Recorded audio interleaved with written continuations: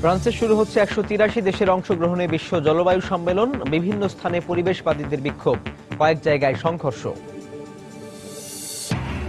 সিরিয়ায় এক বছরে আইএসের হাতে ৩,৫০০ মানুষের শিরশ্ছেদ। পার্লামেন্টের অনুমোদন পেলে জঙ্গি নেতাদের হত্যার নির্দেশ দেবেন ক্যামেরন। শরণার্থীর ঢল সামলাতে তুরস্ককে ৩০০ কোটি ইউরো সহায়তার ঘোষণা ইইউর। ভিসা সহজ করা সহ বেশ কয়েকটি বিষয়ে ইউরোপীয় নেতাদের ঐকমত্য। এবং ইসরায়েল অধিকৃত অঞ্চলে আরও ২ ফিলিস্তিনি নিহত। হেব্রনে একটি ফিলিস্তিনি রেডিও স্টেশনে ইসরায়েলি সেনাদের অভিযান, সম্প্রচার বন্ধ।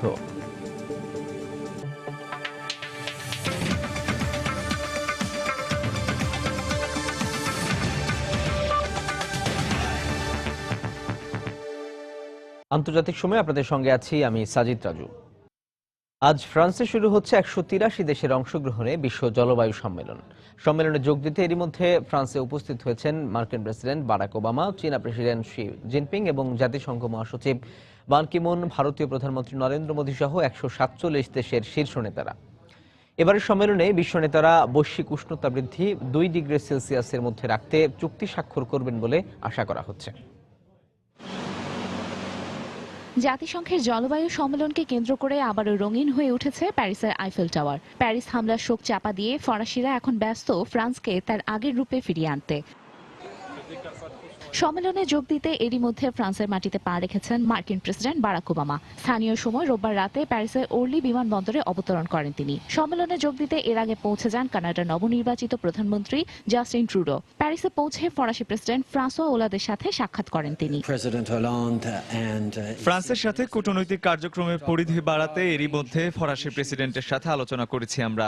সন্ত্রাসবাদ, জঙ্গিবাদ এবং শরণার্থী সংকট মোকাবেলায় একযোগে কাজ করার পরিকল্পনা রয়েছে আমাদের। জলবায়ু সম্মেলন উপলক্ষে চীনা প্রেসিডেন্ট শি জিনপিংও এখন ফ্রান্সে, আর রয়েছেন ভারতীয় প্রধানমন্ত্রী নরেন্দ্র মোদী। এবার সম্মেলনে মোট ১৪৭ দেশের শীর্ষ নেতা এবং প্রতিনিধিরা অংশগ্রহণ করবেন, তাই নিরাপত্তা এখন ফরাসি প্রশাসনের বড় ইস্যু। সম্মেলনের মূল কার্যক্রম হবে প্যারিসের লো বুর্জে। শহরের প্রতিটি বাস ও রেল স্টেশনে বসানো হয়েছে নিরাপত্তা চৌকি। পুরো প্যারিসে মোতায়েন করা হয়েছে নিরাপত্তা বাহিনীর ৬৩০০ সদস্য, আর সম্মেলন স্থলে নিরাপত্তায় নিয়োজিত রয়েছেন ২৮০০ পুলিশ। এবারের সম্মেলনেই বিশ্ব নেতারা কার্বন নিঃসরণ কমিয়ে বৈশ্বিক উষ্ণতা বৃদ্ধির মাত্রা সর্বোচ্চ ২ ডিগ্রি সেলসিয়াসের মধ্যে রাখতে একটি চুক্তি করতে পারেন বলে আশা করা হচ্ছে। এরই মধ্যে ফরাসি পররাষ্ট্রমন্ত্রী লরা ফ্যাবিউস এই চুক্তির পক্ষে নিজের সমর্থন জানিয়েছেন। আমি মনে করি আমাদের সবার এই পৃথিবীর কথা ভাবা উচিত। কার্বন নিঃসরণ কমিয়ে আনার মাধ্যমে বৈশ্বিক উষ্ণতা বৃদ্ধিকে নিয়ন্ত্রণ করতে হবে। এই বৃদ্ধির মাত্রা ২ বা ১.৫ ডিগ্রি সেলসিয়াসের মধ্যে রাখা জরুরি। বৈশ্বিক উষ্ণতা কমাতে চুক্তিতে পৌঁছার তাগিদ দিয়েছেন জাতিসংঘের জলবায়ু বিষয়ক প্রধানও। বর্তমানে যে হারে কার্বন নিঃসরণ হচ্ছে, ভবিষ্যতেও যদি এই হারে হতে থাকে তাহলে আমাদের অস্তিত্ব সংকটের মুখে পড়বে।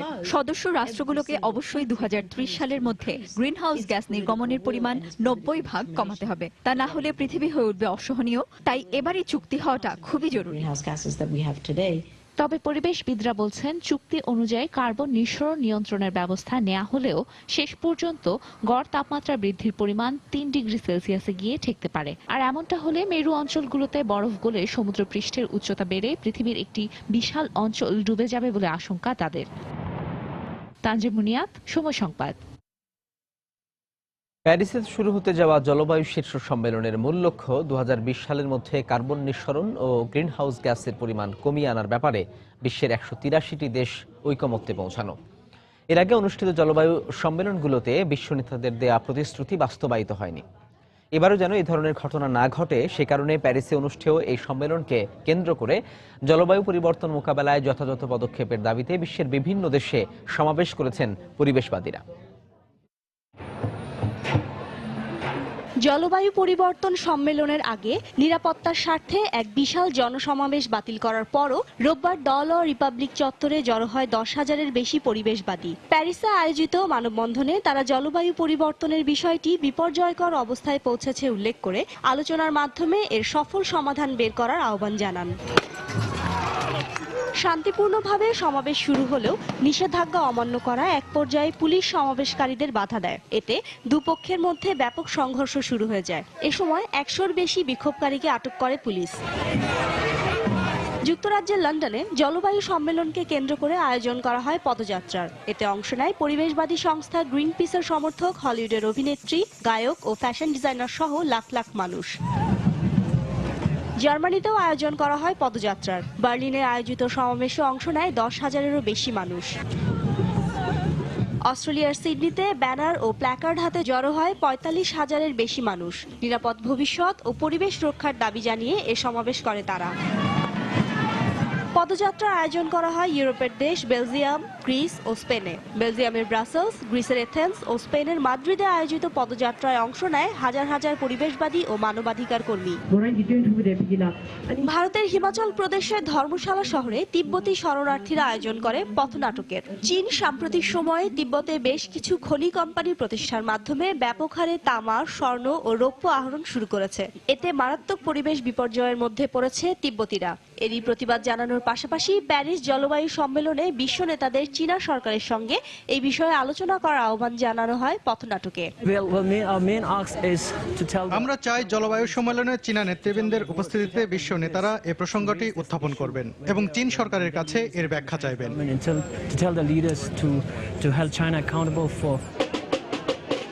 এছাড়াও পরিবেশ রক্ষা ও জলবায়ু পরিবর্তন সমস্যার সুরাহার দাবিতে পদযাত্রার আয়োজন করা হয় নেদারল্যান্ডস, ইউক্রেন, ব্রাজিল, চীন, মেক্সিকো, পেরু ও ইন্দোনেশিয়া সহ বিশ্বের বিভিন্ন দেশে। শিরিন আক্তার, সময় সংবাদ। দর্শক, এই সম্মেলনকে ঘিরে প্যারিসের বর্তমান পরিস্থিতি নিয়ে আমরা কথা বলেছিলাম ফ্রান্স প্রবাসী সাংবাদিক লুৎফর রহমান বাবুর সঙ্গে। তিনি জানিয়েছেন আমাদের বিস্তারিত। এমনিতেই প্যারিসে সন্ত্রাসী হামলার পর নিরাপত্তা জোরদার করা হয়েছিল। এখন এই সম্মেলন উপলক্ষে তা আরো বৃদ্ধি করা হয়েছে। বলা চলে প্যারিসকে নিরাপত্তার চাদরে প্রায় ঢেকে দেওয়া হয়েছে। বিশেষ করে সম্মেলনস্থল লা বুর্জের আশেপাশে বিপুল সংখ্যক পুলিশ বাহিনীকে তৎপর থাকতে দেখা গেছে এবং লা বুর্জমুখী রাস্তাগুলিতে সাধারণ যান চলাচল বন্ধ রাখা হয়েছে এবং পুলিশ জনগণকে একান্ত প্রয়োজন ছাড়া ঘরে থাকতে পরামর্শ দিয়েছে। বাংলাদেশের প্রধানমন্ত্রী শেখ হাসিনা এই সম্মেলনে যোগদান না করলেও বন পরিবেশ মন্ত্রী আনোয়ার হোসেন মঞ্জুর নেতৃত্বে একটি প্রতিনিধি দল এতে অংশ নিচ্ছে। আর আরেকটি বিষয় হলো, গতকাল 29 নভেম্বর বামপন্থী পরিবেশবাদীদের সাথে ঐতিহাসিক রিপাবলিক চত্বরে পুলিশের ব্যাপক সংঘর্ষ ঘটছে। বোতল এবং সেখানে মোমবাতি ছিল, সেগুলো ছুড়ে মারে। আরেকটি বিষয় হচ্ছে গার্ডনট স্টেশন সহ অনেক জায়গায় COP21 লেখা সম্বলিত পোশাক পরিহিত ভলান্টিয়াররা এ বিষয়ে সবাইকে তথ্য দিচ্ছেন এবং প্যারিসের অনেক রাস্তায় COP21 লেখা ব্যানার বা ফেস্টুন শোভা পাচ্ছে। জলবায়ু সম্মেলনে যোগ দিতে ফ্রান্সে পৌঁছেই প্যারিস হামলায় নিহতদের প্রতি সম্মান জানাতে বাতাক্লঁ হল পরিদর্শন করেছেন মার্কিন প্রেসিডেন্ট বারাক ওবামা। নিহতদের প্রতি ফুল দিয়ে শ্রদ্ধা জানান তিনি। মার্কিন প্রেসিডেন্টের সাথে ফরাসি প্রেসিডেন্ট ফ্রান্সোয়া ওলান্দ এবং প্যারিসের মেয়র অ্যান হিদালগো উপস্থিত ছিলেন সেখানে। এ সময় বাড়ানো হয় সেখানকার নিরাপত্তা ব্যবস্থা। নিরাপত্তা কর্মীরা হেলিকপ্টারে করে পুরো এলাকা টহল দিতে থাকে, বন্ধ করে দেওয়া হয় আশপাশের রাস্তাও। এর আগে কানাডার প্রধানমন্ত্রী জাস্টিন ট্রুডো বাতাক্লঁ গিয়ে নিহতদের প্রতি শ্রদ্ধা জানান। প্যারিস হামলার পর এখনও ফ্রান্সের জরুরি অবস্থা জারি রয়েছে। আর আজ থেকে সেখানে শুরু হচ্ছে বিশ্ব জলবায়ু সম্মেলন। সম্মেলনে যোগ দিতে সারা বিশ্বের 150 জন শীর্ষ নেতা এখন ফ্রান্সে।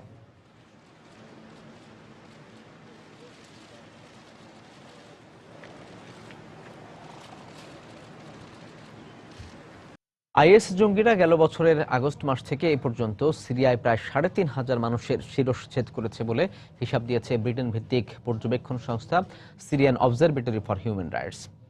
এ অবস্থায় যুক্তরাজ্যের গণমাধ্যম জানিয়েছে, পার্লামেন্টের অনুমোদন পেলে প্রধানমন্ত্রী ডেভিড ক্যামেরন আইএস জঙ্গিদের নিশ্চিহ্ন করে হত্যা করার নির্দেশ দেবেন। এদিকে বৈরী রাষ্ট্রগুলো সিরিয়ায় বিদ্রোহী গোষ্ঠীগুলোকে এখন আগের চাইতে বেশি সহায়তা দিচ্ছে বলে অভিযোগ করেছেন প্রেসিডেন্ট বাশার আল আসাদ।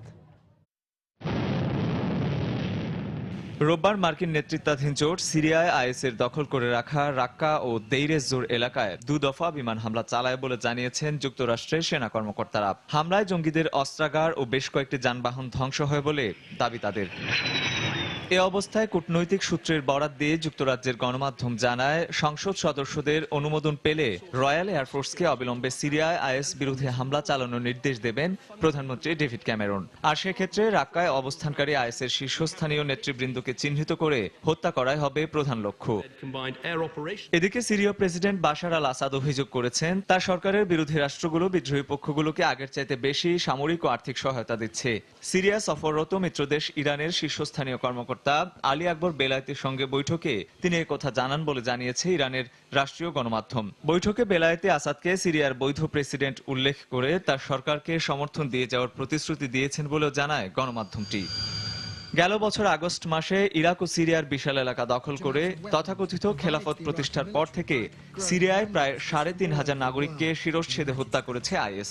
এক প্রতিবেদনে যুক্তরাজ্য ভিত্তিক পর্যবেক্ষণ সংস্থা Syrian Observatory for Human rights এমনটাই জানিয়েছে। এদের মধ্যে ২০০০ বেসামরিক নাগরিক, যাদের মধ্যে ১০৩ জন নারী ও ৭৭ শিশু রয়েছে বলে জানায় সংস্থাটি। বেসামরিক নাগরিক, কুর্দি যোদ্ধা, সিরীয় সেনা সদস্য ছাড়াও গুপ্তচর বৃত্তির অভিযোগে এমনকি নিজেদের সদস্যকেও হত্যা করেছে তারা। এছাড়াও ইরাকের কুর্দি কর্মকর্তারা জানিয়েছেন রোববার দেশটির উত্তরাঞ্চলীয় ইয়েজিদি অধ্যুষিত শহর সিনজারের আশপাশের এলাকায় নতুন করে ৩টি গণকবরের সন্ধান পাওয়া গেছে। এসব কবর থেকে ৮০টি মৃতদেহ ইতোমধ্যে উদ্ধার করা হয়েছে বলেও জানান তারা। প্রায় ১ বছর আইএস সিনজার শহরটি দখল করে রাখার পর সম্প্রতি মার্কিন বিমান হামলার সহায়তায় শহরটি দখলমুক্ত করে কুর্দি বাহিনী। রঞ্জন শুভ্র, সময় সংবাদ। ইরাক ও সিরিয়ায় আইএস দমনে ২০,০০০ স্থলসেনা পাঠাতে মার্কিন সরকারের প্রতি আহ্বান জানিয়েছেন যুক্তরাষ্ট্রের প্রভাবশালী 2 সেনেটর জন ম্যাককেইন ও লিন্ডসে গ্রাহাম। জঙ্গিদের নির্মূলে ইরাক এবং সিরিয়ায় স্থলসেনা না পাঠিয়ে কেবল বিমান হামলা চালানোর মার্কিন প্রেসিডেন্ট বারাক ওবামার নীতিরও সমালোচনা করেন তারা। এ সময় লিন্ডসে গ্রাহাম মন্তব্য করেন, আইএসের খিলাফত ধ্বংস করতে হলে সেখানে সেনা অভিযান চালাতেই হবে। আর ম্যাককেইন পরামর্শ দেন ইরাক এবং সিরিয়ায় কমপক্ষে ১০,০০০ মার্কিন সেনা পাঠানোর। আইএস জঙ্গিরা ওবামা প্রশাসনের ভুল নীতির সুযোগ নিয়েই শক্তিশালী হয়ে উঠেছে, প্যারিস হামলায় এর প্রমাণ দেয় বলে মনে করেন এই 2 রিপাবলিকান নেতা।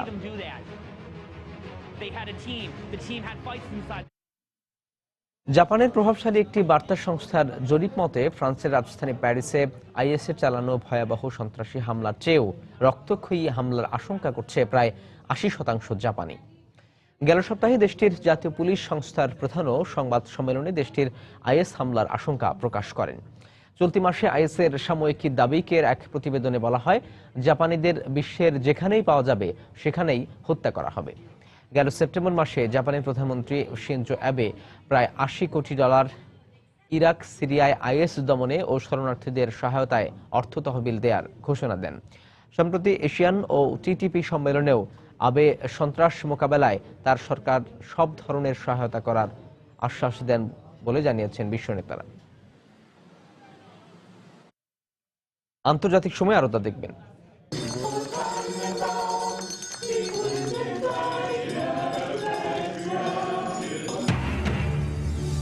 বড়দিনকে সামনে রেখে বিশ্বের নানা প্রান্তে আনন্দ আয়োজন। জার্মানির বার্লিনে সান্টা ক্লজদের মেলা। সিরিয়া সীমান্তে তুর্কি বাহিনীর ভূপাতিত করা রুশ যুদ্ধবিমানের নিহত পাইলটের মৃতদেহ রাশিয়ার কাছে হস্তান্তরের প্রক্রিয়া শুরু করেছে তুরস্ক। রোববার মৃতদেহটি একটি কার্গো বিমানে করে তুরস্কের হাতেই বিমানবন্দর থেকে রাজধানী আঙ্কারায় নেওয়া হয়।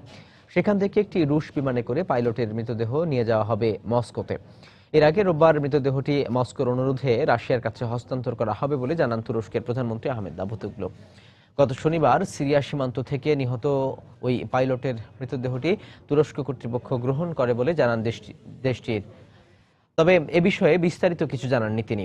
আকাশসীমা লঙ্ঘনের অভিযোগে গত মঙ্গলবার রুশ যুদ্ধ বিমানটি ভূপাতিত করে তুরস্ক। পরে প্যারাশুটের সহায়তায় বিমানের 2 পাইলট নিচে নামার সময় গুলিবিদ্ধ হয়ে মারা যান পাইলট ওলক পেশকভ এবং বেঁচে যান বিমানটির অপর পাইলট কনস্টান্টিন মুরাখতিন। এদিকে সিরিয়া ভূখণ্ডে রাশিয়ার ক্ষেপণাস্ত্র প্রতিরক্ষা ব্যবস্থা গড়ে তোলার পর থেকে দেশটিতে মার্কিন ও তুর্কি বিমান হামলা বন্ধ রয়েছে বলে মার্কিন জোটের এক মুখপাত্রের বরাত দিয়ে জানিয়েছে আরটি।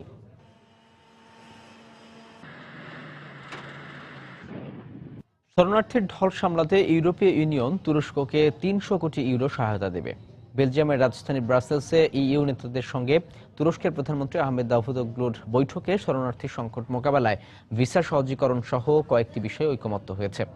এই বৈঠককে শরণার্থী সমস্যা মোকাবেলায় যৌথ প্রচেষ্টা বলে মন্তব্য করেছেন জার্মান চ্যান্সেলর অ্যাঙ্গেলা মার্কেল। বৈঠক শেষে ইউরোপীয় কাউন্সিলের প্রেসিডেন্ট ডোনাল্ড টাস্ক বলেন, তুরস্ককে ইইউ এর অন্তর্ভুক্ত করার বিষয়টি এবারও বিবেচনা করা সম্ভব হয়নি। লাখ লাখ শরণার্থী নিয়ে হিমশিম খাওয়া ইউরোপীয় দেশগুলো সমস্যা মোকাবেলায় নিচ্ছে একের পর এক উদ্যোগ।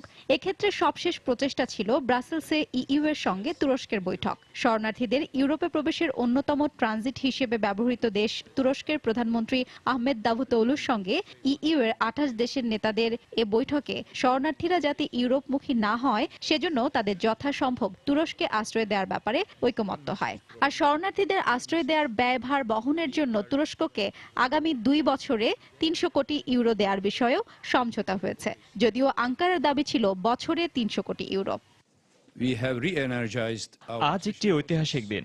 এমন একটি বৈঠকের জন্য ইইউকে ধন্যবাদ। যে আর্থিক সহায়তা দেয়া হচ্ছে তা তুরস্ককে নয়, দেয়া হচ্ছে তুরস্কে আশ্রয় নেওয়া 22 লাখ সিরীয় শরণার্থীকে সহায়তায় খরচের জন্য।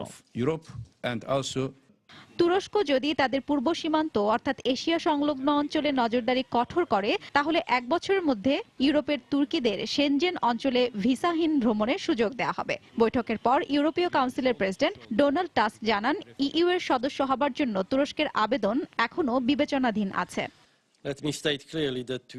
আমরা আশা করি না আমাদের সীমান্ত অন্য কেউ পাহারা দেবে, এটা আমাদেরই দায়িত্ব। কিন্তু তুরস্ক হয়ে ইউরোপে প্রবেশ করা শরণার্থীদের ঢল সামলাতে হচ্ছে আমাদেরকেই। ইইউ এ তুরস্কের অন্তর্ভুক্তির ব্যাপারে আমি বলতে চাই, মানবাধিকার পরিস্থিতি সহ কয়েকটি বিষয়ে তুরস্ক এখনো ইউরোপীয় মানদণ্ডে পৌঁছায়নি। এ কারণে এখনই তাদের আবেদন বিবেচনা করা সম্ভব হচ্ছে না।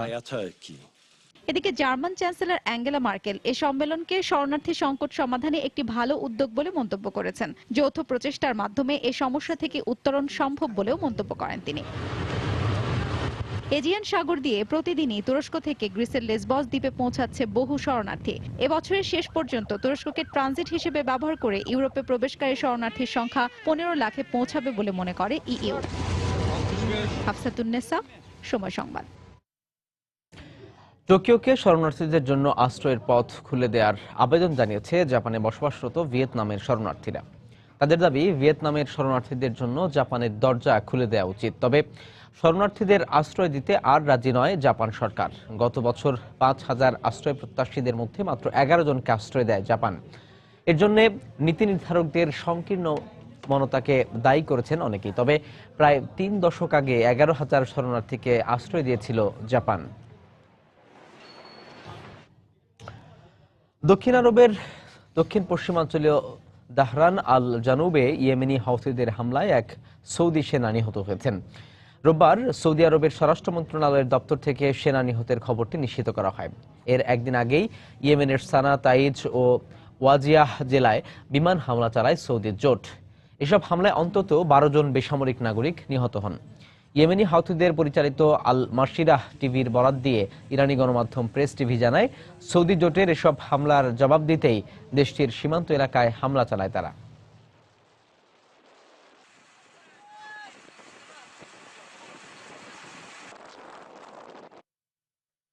ইসরায়েলের অধিকৃত অঞ্চলে সংঘর্ষে আরও 2 ফিলিস্তিনি নিহত হয়েছেন।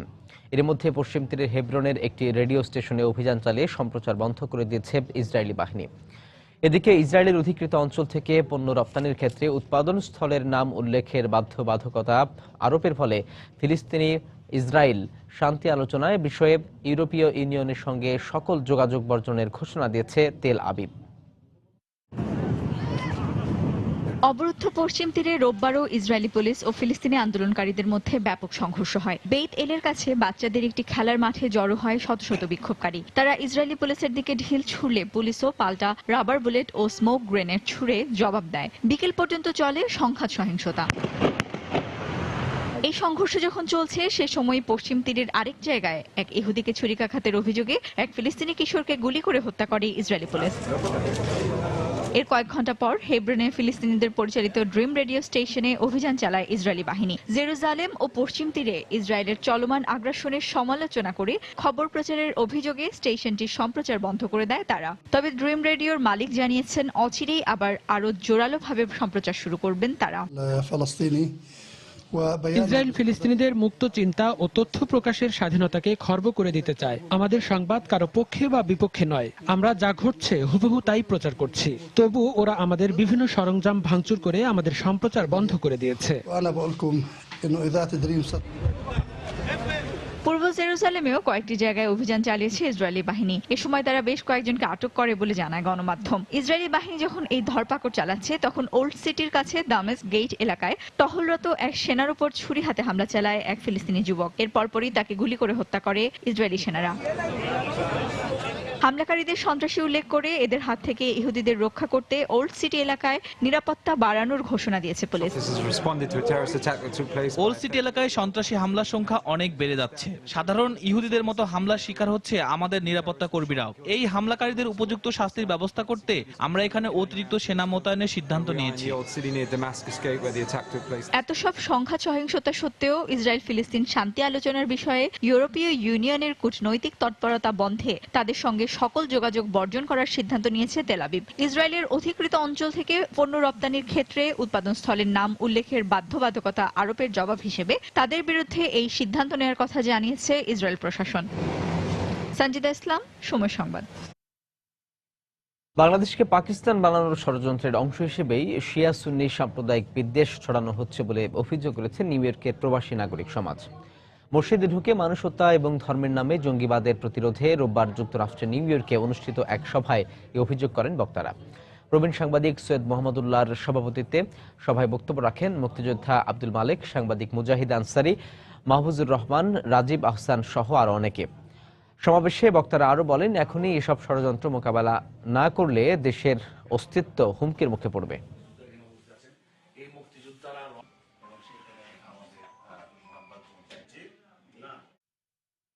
ভারতে প্রাইভেট ব্যাংকিং কার্যক্রম বন্ধ করতে যাচ্ছে এইচএসবিসি ব্যাংক। 2016 সালেই এই বিষয়ে চূড়ান্ত সিদ্ধান্ত নেবে কর্তৃপক্ষ। দেশটির শীর্ষ ধনীদের সম্পত্তির পরিমাণ বাড়লেও সেই হারে ধনীর সংখ্যা বাড়ছে না, ফলে ব্যাহত হচ্ছে ব্যাংকগুলোর প্রাইভেট ব্যাংকিং এর মূল উদ্দেশ্য। এমন অবস্থায় ভারতের বাজারে বিদেশি ব্যাংকগুলোর প্রাইভেট ব্যাংকিং কার্যক্রম টিকিয়ে রাখা কঠিন হয়ে পড়েছে। এদিকে এই সিদ্ধান্তের ফলে এইচএসবিসি এর সম্পদ ব্যবস্থাপনা বিভাগের 70 জন কর্মীর ভবিষ্যৎ অনিশ্চয়তার মুখে পড়ল। এর আগে আরবিএস এবং মর্গান স্ট্যানলিও দেশটিতে তাদের প্রাইভেট ব্যাংকিং কার্যক্রম বন্ধ করে দিয়েছিল।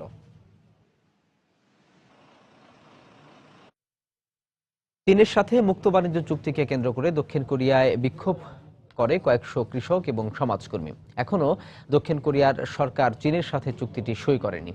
চুক্তির বিষয়ে চূড়ান্ত সিদ্ধান্তে পৌঁছতে পার্লামেন্টে একটি ভোটাভুটির আয়োজন করা হবে। চুক্তির পক্ষে বেশিরভাগ ভোট পড়লে তবেই দক্ষিণ কোরিয়ার সরকার চুক্তি সই করবে। এই চুক্তির ফলে দক্ষিণ কোরিয়ার অভ্যন্তরীণ বাজারে ধস নামবে বলে অভিযোগ করেন কৃষকরা। চাল এবং সবজির দাম কমে কৃষকরা চরম লোকসানের মুখে পড়বে বলেও অভিযোগ তাদের। নেপালের কেবল টিভি অপারেটররা ভারতের সব টিভি চ্যানেলের সম্প্রচার বন্ধ করে দিয়েছে। গত কয়েকদিন ধরে ভারত থেকে নেপালে পণ্য পরিবহন বন্ধ রয়েছে। এরই প্রতিবাদে দেশটিতে ভারতের টিভি চ্যানেলগুলোর সম্প্রচার বন্ধ করে দেওয়া হয়েছে বলে জানায় কেবল অপারেটররা। নতুন প্রণীত সংবিধানে অধিকারের ক্ষেত্রে সমগ্র নেপালে বিভিন্ন পণ্য সামগ্রীর চরম সংকট শুরু হয়। প্রতিষ্ঠা হয়নি এমন অভিযোগে অবরোধ ঘোষণা করে নেপালের দক্ষিণের মাঝেশিরা। নেপালের অভিযোগ এর পেছনে ভারত সরকারের ইন্ধন রয়েছে। অন্যদিকে ভারত জানিয়েছে অবরোধের কারণে ট্রাক চালকরা গাড়ি নিয়ে নেপালে যেতে অপারগতা জানানোয় এমনটা হয়েছে।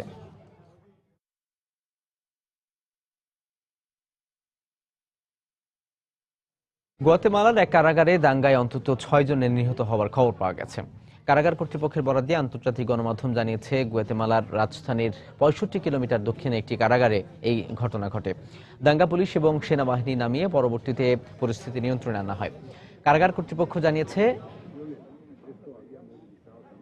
এ পর্যন্ত ঘটনায় মারা গেছে 18 জন এবং মারা ও সালভাক্রুচা গ্যাং এর মধ্যে এই রক্তক্ষয়ী সংঘর্ষ হয়। গুয়াতেমালার এই কারাগারের 600 বন্দীর ধারণ ক্ষমতা থাকলেও এতে রয়েছে প্রায় 3500 কয়েদি।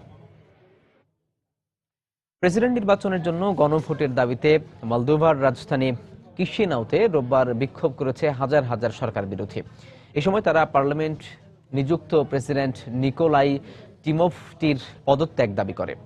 ইউরোপের গরিব দেশ মলদোভার এই প্রেসিডেন্টের বিরুদ্ধে সম্প্রতি $1 কোটি ব্যাংকিং কেলেঙ্কারির অভিযোগ ওঠে, যা মলদোভার বার্ষিক আয়ের 8 ভাগের 1 ভাগ। এই বড় অঙ্কের অর্থ আত্মসাতের কারণে দেশের অর্থনীতিতে ধস নামে। তারপর থেকে প্রেসিডেন্ট এবং তার মনোনীত নির্বাচন প্রধানদের পদত্যাগের দাবিতে বিক্ষোভ ছড়িয়ে পড়ে সারা দেশে। জনগণ যেন সুষ্ঠু ও গণতান্ত্রিক উপায়ে তাদেরকে প্রতিনিধিকে মসনদে বসাতে পারে, সেজন্য ডিসেম্বরের মধ্যে নির্বাচন অনুষ্ঠানের দাবি জানায় বিক্ষোভকারীরা। মলদোভা সম্প্রতি ইউরোপীয় ইউনিয়নের যোগদান পত্রে স্বাক্ষর করেছে। এতে দেশটিতে বসবাসরত 2 লাখ রুশপন্থীদের নারাজি থাকায় দেশটিকে সব ধরনের সহায়তা দেয়া বন্ধ করে দেয় রাশিয়া। এতে দেশটি ব্যাপক আর্থিক সংকটের মুখে পড়ে। রোববারের শান্তিপূর্ণ ভোট গ্রহণ শেষে বুর্কিনা ফাসোতে চলছে প্রেসিডেন্ট নির্বাচনের ভোট গণনা। গত বছর গণঅভ্যুত্থানের পর পশ্চিম আফ্রিকার দেশটিতে এই প্রথম নির্বাচন অনুষ্ঠিত হয়েছে। রোববার সকাল থেকে শুরু হয়ে স্থানীয় সময়ে সন্ধ্যা 6টা পর্যন্ত চলে ভোট গণনা। সোমবার সন্ধ্যা নাগাদ নির্বাচনের ফলাফল ঘোষণা করা হবে বলে জানিয়েছে দেশটির নির্বাচন কমিশন। পরবর্তী নির্বাচনে লড়াইয়ের জন্য প্রাথমিক পর্যায়ে প্রার্থীকে 50% বেশি আসনে জয়ী হতে হবে। নির্বাচনের দ্বিতীয় পর্ব অনুষ্ঠিত হবে প্রাথমিক ফলাফল ঘোষণার 15 দিন পর। এবারও নির্বাচনকে ঘিরে দেশটিতে 25,000 সেনা মোতায়েন করা হয়েছে। এছাড়াও 17,000-এর বেশি স্থানীয় ও বিদেশি পর্যবেক্ষক দল নির্বাচন পর্যবেক্ষণ করেছেন। যুক্তরাষ্ট্রের ভার্জিনিয়ায় বাস দুর্ঘটনায় অন্তত 30 জন আহত হয়েছে। পুলিশের বরাত দিয়ে স্থানীয় গণমাধ্যম জানিয়েছে বাসটিতে সব বিশ্ববিদ্যালয়ের শিক্ষার্থীরা ছিলেন। এই সময় বাসটিতে 50 জনের বেশি শিক্ষার্থী ছিল। থ্যাঙ্কসগিভিং ডে উপলক্ষে তারা বেড়াতে যায়। ফেরার পথে ভার্জিনিয়া মহাসড়কে বাসটি দুর্ঘটনায় পড়ে। আন্তর্জাতিক কোর্ট অব জাস্টিসের নিষেধাজ্ঞার পরও 1 ডিসেম্বর থেকে অ্যান্টার্কটিকায় তিমি মাছ শিকারের ঘোষণা দিয়েছে জাপান। জাপানের মৎস্য দপ্তর থেকে জানানো হয়েছে 2016 সালের মার্চ থেকে সংশোধিত পরিকল্পনা অনুযায়ী এই সিদ্ধান্ত বাস্তবায়ন করা হবে। সংশোধিত পরিকল্পনা অনুযায়ী জাপান ছোট আকারের মিঙ্কি তিমি মাছ শিকার বছরে 2/3 কমিয়ে আনবে। জাপান সরকারের দাবি তাদের এই পরিকল্পনা বৈজ্ঞানিকভাবেই গ্রহণযোগ্য। 1987 সালে জাপান প্রথম তিমি মাছ শিকার কার্যক্রম শুরু করে। 2014 সালে আইসিজে জাপানকে সব ধরনের তিমি শিকার বন্ধের নির্দেশ দেয়। আইসিজের তথ্য অনুযায়ী গেল 10 বছর ধরে জাপান প্রতি বছর প্রায় 3,600 মিঙ্কি তিমি শিকার করে আসছে।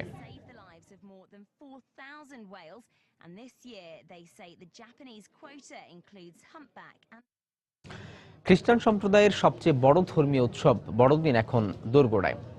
আর এই বড়দিন উৎসবে শিশুদের প্রধান আকর্ষণ জুড়ে থাকে বুড়ো দাদু সান্টা ক্লজ। আসছে বড়দিনকে বরণ করে নিতে জার্মানির বার্লিনে হাজির হয়েছে এমন অসংখ্য সান্টা। বাজছে ঘণ্টা, চলছে ক্রিসমাস ক্যারলের মধুর সুর। এসবই জানান দিচ্ছে বড়দিন আসতে আর দেরি নেই। আসছে 25 ডিসেম্বর। এই উৎসবকে ঘিরে জার্মানির বার্লিনে পড়ে গেছে সাজ রব। যাকে ছাড়া শিশুদের বড়দিনের অর্ধেকটাই মাটি হয়ে যায়, সেই সান্টা ক্লজের উপস্থিতি ছিল চোখে পড়ার মতো। বার্লিনের এই গির্জায় সবাই এখন ব্যস্ত সময় পার করছে বড়দিনের প্রস্তুতি আর বিভিন্ন অনুষ্ঠানের মহড়া দিতে। তবে সব আকর্ষণের কেন্দ্র জুড়ে ছিল সাদা দাড়ির হাস্যোজ্জ্বল সান্টা ক্লজ। 8টি বলগা হরিণের গাড়িতে চেপে লাল স্যুট পরা এই দাদু আসেন শিশুদের জন্য বড়দিনের নানা উপহার আর আনন্দের ঝুলি নিয়ে। সেই আনন্দের ভাগিদার হতে তাই অনেকেই উৎসাহী হচ্ছেন সান্টার বেশ নিতে। আমি এক সাইক্লিস্ট। এবারের বড়দিনে আমি আমার পরিবারের সঙ্গে থাকতে পারছি না, তাই বলে যে উপভোগ করব না তা তো নয়। বাচ্চারা যখন আমাকে দেখে আনন্দ পায় তখন অপ্রাপ্তির অনুভূতি ফিকে হয়ে যায়। সান্টার পাশাপাশি বার্লিনের ওই অনুষ্ঠানে মাথায় শুভবুদ্ধির চাকতি নিয়ে হাজির হন পরীরাও। 1949 সাল থেকে প্রতি বছর সান্টা আর পরীদের নিয়ে মিলন মেলার আয়োজন করে বার্লিনের ছাত্র ইউনিয়নের সদস্যরা। এবারও তার ব্যতিক্রম হয়নি। আমি 15 বছর ধরে নিয়মিত এই অনুষ্ঠানে যোগ দিয়ে আসছি। এখানে এলে মন খুব উৎফুল্ল থাকে, সবাই খুব হাসি খুশি। আমি শিশুদের ভালো উপদেশ দেই, তারা পরীদের কথার অনেক গুরুত্ব দেয়। 3য় শতাব্দীর সময় থেকে ইউরোপীয় ঐতিহ্যের ধারক সেন্ট নিকোলাস বা সান্টা ক্লজ খ্রিস্টান সম্প্রদায়ের জন্য নিয়ে আসতো প্রতীকী আনন্দের বার্তা। সান্টা 4র্থ শতাব্দীতে তুরস্কে বাস করতেন এবং মেরির বিশপ হিসেবে শিশুদের আনন্দ দিতে বিভিন্ন উপহার নিয়ে আসতেন। এভাবে সেন্ট নিকোলাসের সঙ্গে বড়দিনের উৎসবের সংযোগ প্রতিষ্ঠিত হয়। সঞ্জনা চৌধুরী, সময় সংবাদ। এদিকে বড়দিনকে সামনে রেখে চীনের সাংহাইতে এক বিশেষ ও ব্যতিক্রমী আয়োজন করা হয়েছে। দেশটিতে ক্যান্সারে আক্রান্ত শিশুদের চিকিৎসার সহায়তায় অর্থ সংগ্রহের জন্য আয়োজন করা হয়েছে এক দৌড় প্রতিযোগিতা। সাদা দাড়ি লাল টুপি পরে হাজারো সান্তা জড়ো হয়েছে চীনের সাংহাই হুয়াংপু নদীর পাড়ে। উদ্দেশ্য দৌড়ে একে অন্যকে হারানো। তবে এই প্রতিযোগিতার আবরণে আছে মরণব্যাধি ক্যান্সারকে জয় করার ইচ্ছা। চীনের ফুডান ইউনিভার্সিটি চিলড্রেন্স হসপিটালে চিকিৎসা নেয়া ক্যান্সারে আক্রান্ত শিশুদের সহায়তায় তহবিল সংগ্রহ করতেই এই প্রতিযোগিতায় অংশ নিয়েছে তারা। আমি শুনেছি এই প্রতিযোগিতা থেকে সংগ্রহকৃত অর্থ ক্যান্সারে আক্রান্ত শিশুদের জন্য ব্যয় করা হবে। এ কারণে আমি আমার সন্তানকে নিয়ে এখানে অংশ নিতে এসেছি, যেন অসুস্থ শিশুরাও আমার সন্তানের মতোই সুস্থ হতে পারে। যাই হোক না কেন, আমরা পুরো পথ অতিক্রম করব। এটা খুবই বিশেষ একটি উদ্যোগ। বড়দিন সামনেই, তাই এটা খুব খুশির একটি মুহূর্ত। আর প্রকৃতিও আজ আমাদের সাহায্য করছে। একটু আগেও বৃষ্টি হচ্ছিল, তবে এখন থেমে গেছে। তাই তো সবাই সান্টা ক্লসের পোশাক পরে এসেছে। এটা সত্যিই চমৎকার। দৌড়ের ক্ষেত্রে প্রতিযোগীদের জন্য ছিল পছন্দমতো দূরত্ব অতিক্রম করার সুযোগ। কেউ অতিক্রম করেছে 3 কিলোমিটার, কেউ বা 10 কিলোমিটার পথ। আর প্রতিযোগীরা বেশ আগ্রহ নিয়ে অংশও নিয়েছে নির্দিষ্ট অর্থের বিনিময়ে। ছোটদের জন্য ধরা হয় 100 ইউয়ান আর বড়দের জন্য 150 ইউয়ান। তবে বিশেষ এ প্রতিযোগিতায় পরাজিত হয়নি কেউই। পুরোটা পথ অতিক্রম করার পর সব প্রতিযোগীর হাতেই তুলে দেওয়া হয় মেডেল সহ পুরস্কার। শিরিন আক্তার, সময় সংবাদ। মিশরের রাজা ফারাও তুতেনখামেনের সমাধির পাশে একটি গোপন কুঠুরির খোঁজ পাওয়া গেছে। ধারণা করা হচ্ছে ওই গোপন কুঠুরিতে রয়েছে তুতেনখামেনের মা রানী নেফারতিতির সমাধি। গবেষকরা দাবি করছেন তারা 90% নিশ্চিত যে ওই কুঠুরিতেই রয়েছেন নেফারতিতি। শনিবার মিশরে পুরাতত্ত্বমন্ত্রী মাহমুদা আল দামাতি গণমাধ্যমকে এই তথ্য জানান। গত বছর খ্যাতিমান পুরাতত্ত্ববিদ নিকোলাস রিভস জানিয়েছিলেন, রাজা তুতেনখামুন যেহেতু মাত্র 19 বছর বয়সেই মারা যায়, তাই তাকে তার মা রানী নেফারতিতির সমাধির উপরই সমাহিত করা হয়। রানী নেফারতিতি ছিলেন ফারাও আখেনাতেনের স্ত্রী।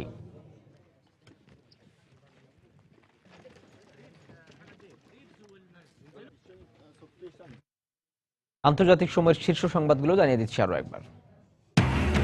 ফ্রান্সে শুরু হচ্ছে 183 দেশের অংশগ্রহণে বিশ্ব জলবায়ু সম্মেলন। বিভিন্ন স্থানে পরিবেশবাদীদের বিক্ষোভ, কয়েক জায়গায় সংঘর্ষ। সিরিয়ায় 1 বছরে আইএসআইয়ের হাতে 3,500 মানুষের শিরশ্ছেদ।